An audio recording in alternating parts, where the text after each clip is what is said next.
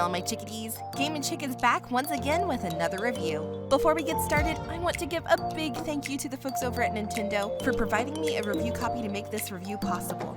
Thank you so much. So now with that said, let's get on to it. Super Mario Party JAMBOREE is the latest entry into the Mario Party franchise, and it is developed by Nintendo Cube and published by Nintendo. With the Mario Party series having a ton of mixed reactions due to no one being able to agree on which entries are failures and which are successes, Nintendo just decided, you know what, let's just take a mashup of it all and deal with it. But was taking the best of old entries and mixing it with new ideas worth the risk? Or do we have another underwhelming entry on our hands? Only one way to find out, so let's party!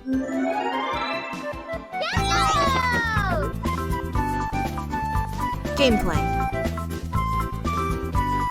Another console generation and another Mario Party game joins the ranks. Like, seriously, there's what? Like 18 of these dang games already? I've literally lost count in the same ways as I've lost count at the amount of sequels The Land Before Time received. But where those movies floundered off after the first couple, Mario Party, on the other hand, has seen a back and forth tug of war between this is good and this is bad, with people not really landing in between. The franchise has basically become a you either love it or hate it list of games, and honestly due to a lot of things. Some people like myself got a little tired of the whole riding in a car gimmick that took the fun out of the main purpose in the board games in the first place. Others feel the series became too reliant on motion controls in a day and age where the motion control fad has been long dead. And then others just feel like recent titles have been a copy and paste or lackluster attempt at bringing the series back to its heights, with a 2 steps forward, 10 steps backward approach. Thankfully, we do not have this issue with the newest entry of JAMBOREE. Otherwise, I would have had to take over Plaza Island alongside Bowser and enslave everyone. So you all got lucky. Well, everyone but you, Yoshi. You and your dang triple and double dice rolls. I'll never forgive you. Moving on from my trigger moment at the hands of that little jerk dinosaur, you are probably asking yourself, hold up, didn't we get Mario Party titles on Switch already? Well, the answer to that is yes. 2 to be precise. But this is the first full-fledged sequel and brand new game in 6 years, and it takes what worked in games like Super Mario Party and blended in the frantic pace of Mario Superstars, and have now created a hybrid between 2 styles of games that separately are a mixed bag, but combined together offer a very unique and familiar feeling for this franchise that we haven't really seen since the classics of old on the good old Nintendo 64 itself, minus the blistered up hands. The rage stays though. Oh, does the rage stay? Trust me.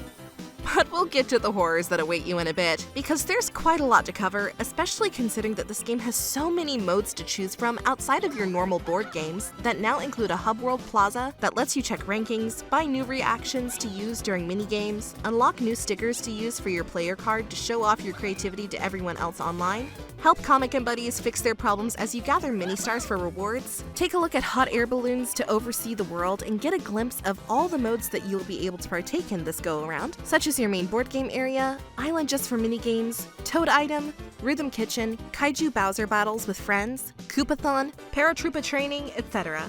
Oh yeah, this game has a ton of content. I didn't even talk about how you get rewards and decorate your own plaza as well, giving you a bit of an Animal Crossing gameplay. Well, if I disappear and end up on the back of a milk carton, then you know where I'll be. JAMBOREE, for being a hybrid between 2 different styles of gameplay, surprisingly manages to do something that we have asked for this series for a long time. Just keep it simple. Don't go overboard with gimmicks and new forms of gameplay that completely change the foundation of why we love the series to begin with, just to subvert expectations. Nope, just keep it sweet, simple, and to the point, and we're all happy. Well, I'm not happy, not until this. Ding dong, you little freak! Hope you enjoy your ride on that Wiggler. Keeping true to the nature of the series we love, we as players move along the board as per usual, with the main goal of course being to collect as many stars as you can before all turns are finished, with a mini-game taking place after everyone has rolled their dice once per turn. Unless you're Yoshi or Peach, who hoards all the dang triple and double dice. Honestly, that sounds pretty straightforward, right? And none too drastic of a change than what we've been used to for going on like 2 decades now. Yes, that's true. However, what you may be missing in that statement is that by going this route and sticking to what works, you keep things more simplistic and create a game that's inviting to players of all ages, which in turn makes it accessible to anyone, old and young.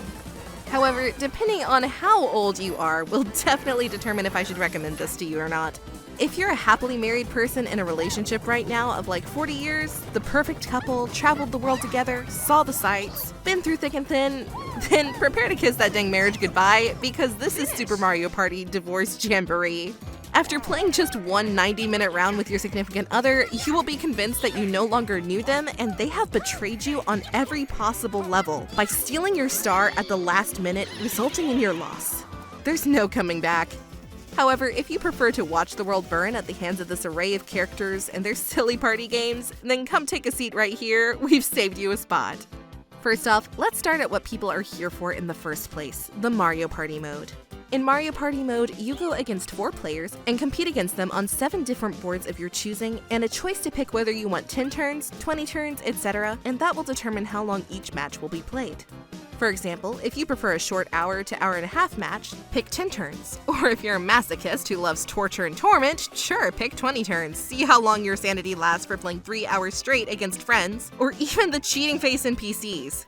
Stop stealing my coins, you jerks! Like Jamboree mixes playstyles of old and new, so too does the board game selection in this game, with 5 of the boards at your ready being brand new, such as King Bowser's Keep, which basically acts like the ultimate troll map with traps everywhere to steal everything you have.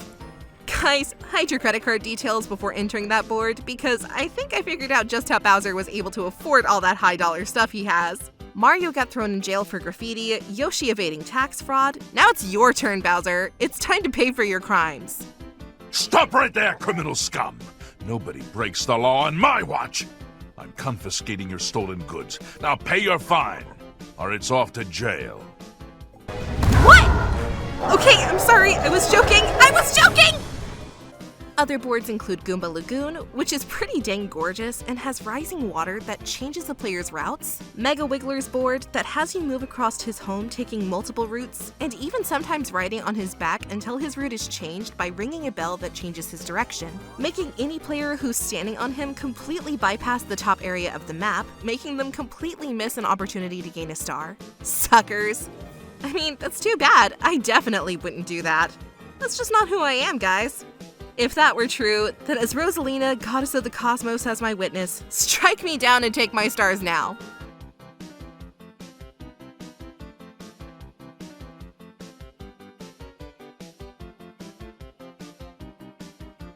See? Nothing. Told you.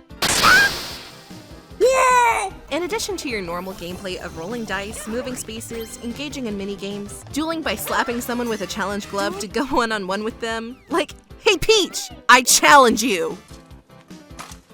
I accept. And other crazy antics, then you have the newest gimmick of these games, Jamboree Allies.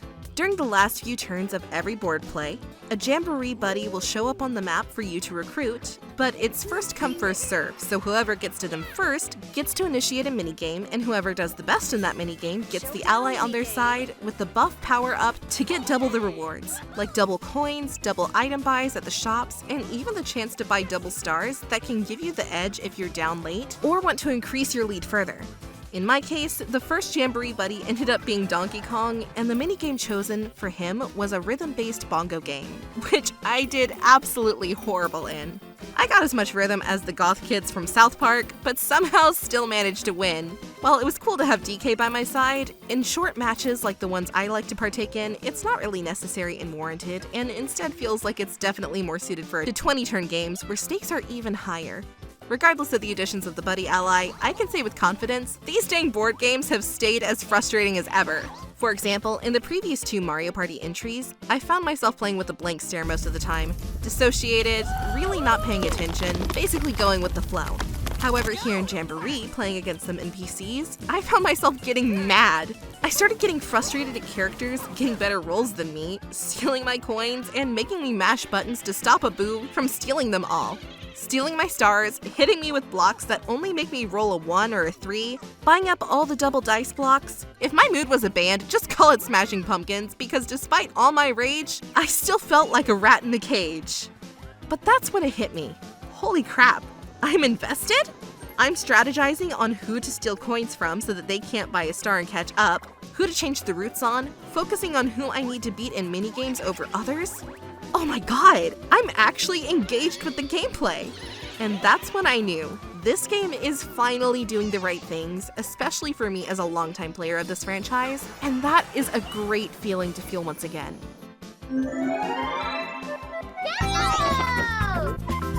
Extra stuff. Outside of the party mode that proved to be a blast, you still have hours of time sync to partake in, with all the extra modes to choose from, with some being great additions and others, well, not so great and very meh-worthy. To start off with, we have Minigame Island, which is, self-explanatory. It's minigames, bro. It ain't that deep. Next up, you have Koopathon, which puts you head-to-head against dozens of other players worldwide as you complete minigames and collect coins, and for every coin you collect, equals a step in the foot race you're doing against other players in real time, and whoever passes the finish line first wins the race. It's very fun, and minigame variety like climbing a sand hill while dodging obstacles is pretty good too. Just wish there were more opportunities to sabotage other players. In theory, of course. Yes, in theory. Next up, we have Bowser Kaboom Squad, which has you team up with a larger amount of people to take on the gigantic kaiju Bowser by working together with other players to break crates, to grab bombs and dodge charging chucks, and load the bombs into a cannon as Bowser stomps around the area, breathes fire alongside other hazards, and attempts to drain his health in 5 rounds or less. I love this mode because you frantically run around as fast as you can, getting power-ups like hammers to break boxes faster, speed ramps to get a boost of speed to run like the fart ramps from 3D World, collect 100 coins to get golden bombs to fire, etc. It's very creative and it's very intense. Guys! Won't somebody help me?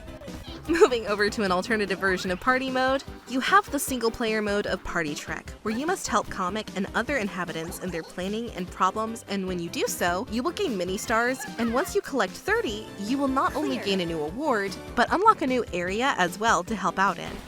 It's very creative and it's very intense. But I mean, what if I don't want to help this little guy? This little Wizard of Waverly Place buttface constantly tries to make me fall in pits in games by removing blocks, trying to destroy me with castle-sized Bowsers, helps UFOs kidnap people, and tries to help Bowser get a date with the woman he constantly tries to kidnap? If you for 1 minute think that I'm ever going to— oh wow! Shiny reward! You son of a gun, I'm in! Lastly, the final 3 modes of the game are Rhythm Kitchen, Paratroopa Flight School, and Toad's Item Factory, with Toad's Factory being the worst offender of them. It's just the typical run-of-the-mill motion control game that has you use the Joy Coins to lift and lower platforms to move a ball from one area to another.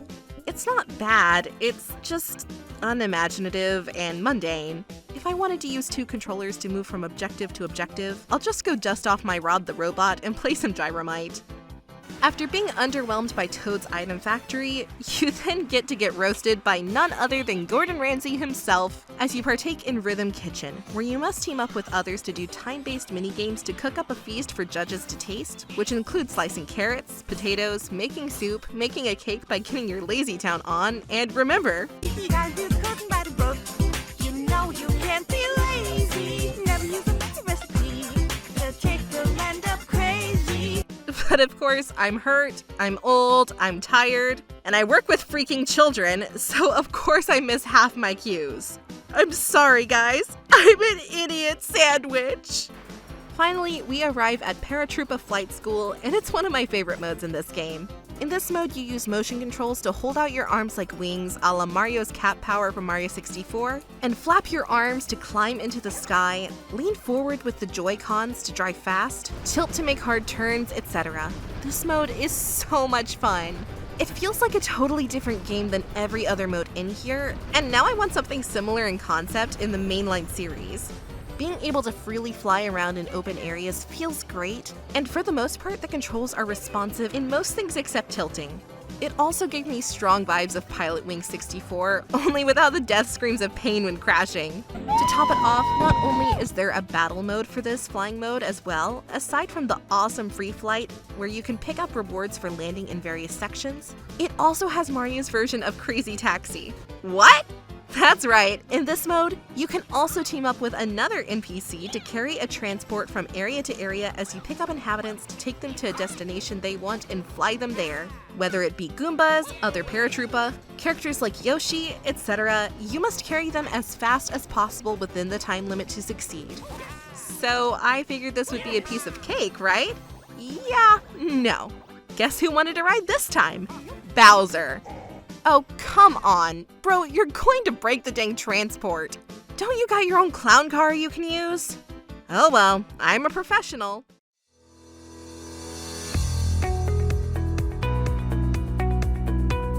The sky is the limit for you and your family here at Flying High Airlines, where you can keep your head in the clouds, but your wallets with us.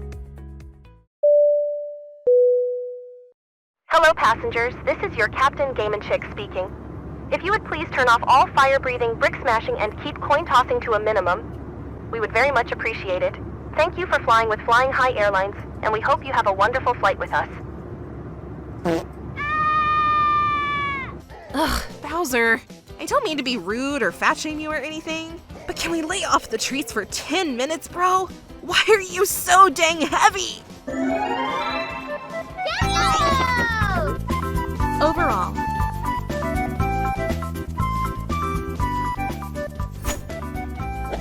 at the end of the day, Super Mario Party Jamboree is a triumphant return to form and is exactly the game we have been waiting for.